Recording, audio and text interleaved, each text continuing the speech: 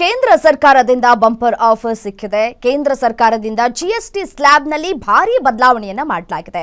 ಈ 12 ಮತ್ತು 28ನೇ ಸ್ಲ್ಯಾಬ್ನಲ್ಲಿ ಭಾರಿ ಬದಲಾವಣೆಯನ್ನ ಮಾಡಲಾಗಿದೆ. ನೋಡಿ, 175ಕ್ಕೂ ಹೆಚ್ಚು ದಿನಬಳಕೆ ವಸ್ತುಗಳ ಬೆಲೆಯಲ್ಲಿ ಭಾರಿ ಇಳಿಕೆಯನ್ನ ಮಾಡಲಾಗಿದೆ. ಮನೆ ಕಟ್ಟಿಸೋರ್ಗೂ ಕೂಡ ಇದರಿಂದ ಉಪಯೋಗ ಆಗ್ತಾ ಇದೆ. ಮತ್ತೆ ತೆರಿಗೆಯಲ್ಲೂ ಕೂಡ ಆರೋಗ್ಯ ಕಾಳಜಿಯನ್ನ ತೋರಿಸಿದೆ. ಮತ್ತೆ ಶೂನ್ಯ ತೆರಿಗೆಯನ್ನ ವಿಧಿಸ್ತಾ ಇರುವಂತಹ ಹಿನ್ನೆಲೆಯಲ್ಲಿ ಔಷಧಿಗಳು ಕೂಡ ನಮಗೆ ಬಹಳ ಕಡಿಮೆಯಲ್ಲಿ ಕೂಡ ಸಿಗ್ತಾ ಇದೆ. ಡೀಟೇಲ್ಸ್ ಕೊಡ್ತಾ ಹೋಗ್ತಾರೆ ಡಿಜಿಟಲ್ ಎಡಿಟರ್ ದಿಲೀಪ್ ನೇರ ಸಂಪರ್ಕದಲ್ಲಿ ಜಾಯಿನ್ ಆಗಿದ್ದಾರೆ. ದಿಲೀಪ್, ನೋಡಿ, ನಮಗೆ ದಿನಬಳಕೆ ವಸ್ತುಗಳ ಬೇಕಾಗಿರುವಂತಹ ಸಂದರ್ಭದಲ್ಲಿ ಎಲ್ಲವನ್ನೂ ಕೂಡ ಇಳಿಕೆ ಮಾಡಲಾಗಿದೆ. ನೋಡಿ, ಬೆಳಿಗ್ಗೆ ಎದ್ದ ತಾವಿಂದ ಟೂತ್ ಪೇಸ್ಟ್ ಇಂದ ಹಿಡಿದು ರಾತ್ರಿ ಮಲಗುವವರೆಗೂ ಕೂಡ ನಮಗೆ ಮಧ್ಯಮ ವರ್ಗದವರಿಗೆ ಏನು ಬೆಲೆ ಇಳಿಕೆ ಮಾಡಬೇಕಾಗಿತ್ತು ಅದೆಲ್ಲವನ್ನ ಕೂಡ ಇಳಿಕೆ ಮಾಡಲಾಗಿದೆ. ಖುಷಿ ವಿಚಾರ ಜನಸಾಮಾನ್ಯರಿಗೆ. ಮತ್ತೆ ಇದರಲ್ಲಿ ಒಂದಷ್ಟು ವಸ್ತುಗಳ ಬೆಲೆಯಲ್ಲೂ ಕೂಡ ಭಾರಿ ಏರಿಕೆ ಮಾಡಲಾಗಿದೆ. 40% GSTಯನ್ನು ಹಾಕಲಾಗ್ತಾ ಇದೆ. ಇದರಿಂದ ಯಾವ್ಯಾವ ಈ ಸ್ಲ್ಯಾಬ್ಗಳಲ್ಲಿ ಏರಿಕೆ ಮಾಡಲಾಗಿದೆ, 40% ಯಾವ್ಯಾವ ವಸ್ತುಗಳ ಮೇಲೆ ಏರಿಕೆ ಮಾಡಲಾಗ್ತಾ ಇದೆ ಅನ್ನೋದ್ರ ಕುರಿತು ಡೀಟೇಲ್ಸ್ ಕೊಡ್ತಾ ಹೋಗೋದಾದ್ರೆ. ರಮ್ಯಾ, ಏನಂದ್ರೆ ಕಳೆದ ಒಂದು 2 ಬಜೆಟ್ಗಳೇನಿತ್ತು ಆ 2 ಬಜೆಟ್ಗಳಲ್ಲಿ ಪರ್ಟಿಕ್ಯುಲರ್ ಆಗಿ ತಂಬಾಕು ಉತ್ಪನ್ನಗಳ ಬೆಲೆಯಲ್ಲಿ ಏರಿಕೆ ಆಗಿರಲಿಲ್ಲ. ಏನಕ್ಕೆ ತಂಬಾಕು ಉತ್ಪನ್ನಗಳ ಬೆಲೆಯಲ್ಲಿ ಏರಿಕೆ ಆಗಿಲ್ಲ ಅನ್ನೋ ಪ್ರಶ್ನೆ ಬಂದಾಗ ಒಂದು ಕೇಂದ್ರ ಸರ್ಕಾರ ನೀಡಿದ್ದ ಸ್ಪಷ್ಟನೆ ಏನಂದರೆ, ಇವೆಲ್ಲದೂ GST ವ್ಯಾಪ್ತಿಗೆ ಬರುತ್ತೆ. ಹಾಗಾಗಿ GSTನಲ್ಲಿ 28% ಈಗಾಗಲೇ ನಾವು ಆ ಸ್ಲ್ಯಾಬಿಗೆ ಸೇರಿಸಿರೋದ್ರಿಂದಾಗಿ ತಂಬಾಕು ಉತ್ಪನ್ನಗಳ ಬೆಲೆಯಲ್ಲಿ ಮತ್ತೆ ಹೆಚ್ಚಳ ಮಾಡೋದಕ್ಕೆ ಬರೋದಿಲ್ಲ ಅಂತ ಹೇಳಿತ್ತು. ಆ ಸಂದರ್ಭದಲ್ಲಿ ಪರ್ಟಿಕ್ಯುಲರ್ ಆಗಿ ತಂಬಾಕು ಉತ್ಪನ್ನಗಳಿಗೆ ಯಾಕೆ ಪಾಪದ ತೆರಿಗೆ ಅಂದರೆ ಏನೊಂದು ಸಿನ್ ಟ್ಯಾಕ್ಸ್ ಅಂತ ಏನು ಕರೀತಾರೆ ಅದನ್ನು ವಿಧಿಸಬಾರ್ದು, ತಂಬಾಕು ಉತ್ಪನ್ನಗಳ ಬೆಲೆಯಲ್ಲಿ ಏರಿಕೆ ಮಾಡಬಾರ್ದು ಅನ್ನೋ ಪ್ರಸ್ತಾಪ ಇತ್ತು. ಈಗ ಕೇಂದ್ರ ಸರ್ಕಾರ ಕೈಗೊಂಡಿರುವಂಥ ಕ್ರಮ ಒಂದು ರೀತಿಯಾಗಿದೆ ಅಂದರೆ 28% ಏನಿತ್ತು ತಂಬಾಕು ಉತ್ಪನ್ನಗಳಿಗೆ ಅದಕ್ಕೆ 12% ಎಕ್ಸ್ಟ್ರಾ ಸೆಸ್ಸನ್ನು ವಿಧಿಸಲಾಗಿದೆ. ಈ ಮೂಲಕ ಅದರ ಒಂದು ಒಟ್ಟಾರೆ GST ಮೌಲ್ಯ 40%ಗೆ ಏರಿಕೆ ಆಗಿದೆ. ಅಂದರೆ 28%ಇಂದ 40%ಗೆ ಅದರ GST ಏರಿಕೆ ಆಗಿದೆ.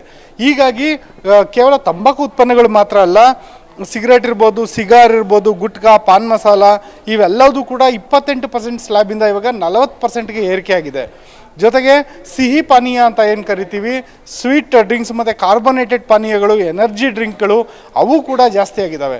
ಇದು ಒಂದು ರೀತಿ ಆರೋಗ್ಯಕ್ಕೆ ಮಾರಕ ಅನ್ನೋ ರೀತಿ ಯಾವುದನ್ನು ಪರಿಗಣಿಸಲಾಗ್ತಿತ್ತು ಅವೆಲ್ಲದರ ಒಂದು ಧಾರಣೆಯನ್ನು GST ದರವನ್ನು ಹೆಚ್ಚಳ ಮಾಡಲಾಗಿದೆ. ಇನ್ನು ಕೆಫಿನ್ ಪಾನೀಯ ಅದು ಕೂಡ ಆರೋಗ್ಯಕ್ಕೆ ಎಲ್ಲ ಒಂದು ಕಡೆ ಹಾನಿ ಉಂಟು ಮಾಡುತ್ತೆ ಅನ್ನೋ ಒಂದು ಭೀತಿ ಇದ್ದಂಥ ಹಿನ್ನೆಲೆಯಲ್ಲಿ ಅದರ ಒಂದು ಧಾರಣೆ ಕೂಡ ಹೆಚ್ಚಾಗಿದೆ.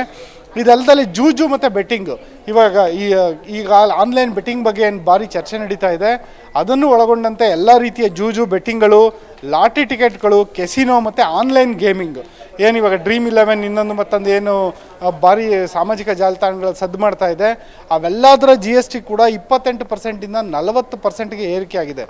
ಒಂದು ರೀತಿ ಈ ಮೂಲಕ ಕೇಂದ್ರ ಸರ್ಕಾರ ಯಾವುದು ಜೀವನಾವಶ್ಯಕ ವಸ್ತುಗಳಿದ್ದಾವೆ, ಯಾವುದು ಆರೋಗ್ಯಕ್ಕೆ ಒಂದು ಪೂರಕವಾಗಿದ್ದಾವೆ ಅವೆಲ್ಲದರ ಒಂದು GST ದರವನ್ನು ಕಡಿಮೆ ಮಾಡಲಾಗಿದೆ. ಎಷ್ಟೋ ವಸ್ತುಗಳ GSTಯನ್ನೇ 0 ಮಾಡಲಾಗಿದೆ. ಆದರೆ ಯಾವುದು ಆರೋಗ್ಯಕ್ಕೆ ಮಾರಕ ಎಂದು ಪರಿಗಣಿಸಲಾಗುತ್ತೆ ಅದನ್ನು GST 28%ಇಂದ 40%ಗೆ ಏರಿಕೆ ಮಾಡಲಾಗಿದೆ ಅಂತ ಹೇಳ್ಬಿಟ್ಟು ಕೇಂದ್ರ ಸರ್ಕಾರ ಹೇಳಿದೆ. ಇಲ್ಲಿ ಒಂದು ಪ್ರಶ್ನೆ ಬರುತ್ತೆ, ಆರೋಗ್ಯಕ್ಕೆ ಮಾರಕ ಅನ್ನೋ ವಿಚಾರ ಬಂದಾಗ ಮದ್ಯದ ದರದಲ್ಲಿ ಯಾಕೆ ಏರಿಕೆ ಆಗಿಲ್ಲ ಅಂತ. ಈ ಪ್ರಶ್ನೆ ಸಹಜ. ಆದರೆ ಮದ್ಯದ ದರ ಏನಿದೆ ಅದು ರಾಜ್ಯಗಳ ವ್ಯಾಪ್ತಿಗೆ ಬರುತ್ತೆ, ಒಂದು ಅಬಕಾರಿ ಸುಂಕದ ವ್ಯಾಪ್ತಿಗೆ ಬರುತ್ತೆ. ಹೀಗಾಗಿ ಅಬಕಾರಿ ಸುಂಕದ ವ್ಯಾಪ್ತಿಗೆ ಬರೋದ್ರಿಂದಾಗಿ ಅದು GSTಗೆ ಹೊರತಾಗಿದೆ. ಆ ಹಿನ್ನೆಲೆಯಲ್ಲಿ ಮದ್ಯ ಈ ಒಂದು ಪಟ್ಟಿಯಲ್ಲಿ ಬಂದಿಲ್ಲ. ಇನ್ನುಳಿದಂತೆ ಎಲ್ಲವೂ ಕೂಡ ಒಂದು GST ಸ್ಲ್ಯಾಬು ಏರಿಕೆ ಮಾಡಲಾಗಿದೆ. ಜೊತೆಗೆ ಇಲ್ಲಿ ಪ್ರಮುಖವಾಗಿ ಮತ್ತೊಂದು ಗಮನಿಸಬೇಕಾಗಿರೋದೇನೆಂದರೆ, ಏನೊಂದು AC ಏನಿತ್ತು, ಏರ್ ಕಂಡೀಷನ್ನು ಮತ್ತು ದುಬಾರಿ ಬೆಲೆಯ ಕಾರುಗಳು ಅವೆಲ್ಲವೂ ಕೂಡ 28 ಸ್ಲ್ಯಾಬಲ್ಲಿತ್ತು. ಅವೆಲ್ಲವೂ ಕೂಡ ಇವಾಗ 18 ಸ್ಲ್ಯಾಬಲ್ಲಿ ಬಂದಿದೆ. ಆದರೆ ಈ ಒಂದು 28 ಸ್ಲ್ಯಾಬಲ್ಲಿ ಇದ್ದಿದ್ದು 40 ಸ್ಲ್ಯಾಬ್ಗೆ ಏರಿಕೆ ಆಗಿರೋದು ಎಲ್ಲದೂ ಕೂಡ ಯಾವುದು ನೆಗೆಟಿವ್ ಅಂತ ಪರಿಗಣಿಸಲಾಗ್ತಿತ್ತು ಸಮಾಜಕ್ಕೆ, ಅವನ್ನ ಮಾತ್ರ 40% ಸ್ಲ್ಯಾಬ್ಗೆ ಏರಿಕೆ ಮಾಡಲಾಗಿದೆ. ರಮ್ಯಾ, ಓಕೆ, ಮತ್ತೆ ಈಗ ಸೆಪ್ಟೆಂಬರ್ 22ನೇ ತಾರೀಕಿನಿಂದ ಈ ಇಳಿಕೆ ಆಗಿರೋದೆಲ್ಲವೂ ಕೂಡ ಜಾರಿಗೆ ಬರ್ತಾ ಇದೆ. ಮತ್ತೆ ಇಂಪ್ಲಿಮೆಂಟೇಷನ್ಸ್ ಕೂಡ ದೊಡ್ಡ ಸವಾಲಾಗಿದೆ. ಈ ದುಬಾರಿ ಆಗಿರುವಂತಹ ಈ ವಸ್ತುಗಳು ನೀವೇನು ಹೇಳಿದ್ರಲ್ಲ, ಸಿಗರೇಟು, ಒಂದಷ್ಟು ಪಾನೀಯಗಳು, ಗುಟ್ಕಾ ಇದೆಲ್ಲವೂ ಏರಿಕೆ ಆಗಿದೆ ಅಂತ ಏನು ಮಾಹಿತಿ ಕೊಟ್ರಲ್ಲ, ಅದರಲ್ಲಿ 22ನೇ ತಾರೀಕಿನಿಂದ ಇಂಪ್ಲಿಮೆಂಟೇಷನ್ ಆಗೋದಿಲ್ಲ ಅನ್ನುವಂತಹ ಮಾಹಿತಿ ಸಿಗ್ತಾ ಇದೆ. ಮತ್ತು ಯಾವಾಗಿನಿಂದ ಆಗಬಹುದು ಈ 40% GST ಹೆಚ್ಚಳ ಆಗಿರುವಂಥದ್ದು ಅಂತ ಹೇಳಿ? ಖಂಡಿತ ರಮ್ಯ, ಏನೊಂದು ಇಳಿಕೆ ಆಗಿದೆ, ಇಳಿಕೆ 22ನೇ ತಾರೀಕಿಂದನೇ ಜಾರಿಗೆ ಬರುತ್ತೆ. ಆದರೆ ಏರಿಕೆ ಬಗ್ಗೆ ಇನ್ನೂ ದಿನಾಂಕವನ್ನು ಘೋಷಣೆ ಮಾಡಲಾಗಿಲ್ಲ. ಯಾವ್ಯಾವ ವಸ್ತುಗಳ ಒಂದು ಈಗ ಕೆಲವು ಉತ್ಪನ್ನಗಳು ಹೇಳಿದ್ವಿ, ಸಿಗರೇಟಿಂದ ಹಿಡಿದು ಕೆಸಿನೋಯಿಂದ ಹಿಡಿದು ಅವೆಲ್ಲದನ್ನ ಸರಕು ಮತ್ತು ಸೇವೆಗಳ ಒಂದು ದರವನ್ನು ಸೆಪ್ಟೆಂಬರ್ 22ಕ್ಕೆ ನಂತರನೇ ಜಾಸ್ತಿ ಆಗುತ್ತಾ ಅಂತೇಳ್ಬಿಟ್ಟು ಕೇಂದ್ರ ಸರ್ಕಾರ ಹೇಳಿಲ್ಲ.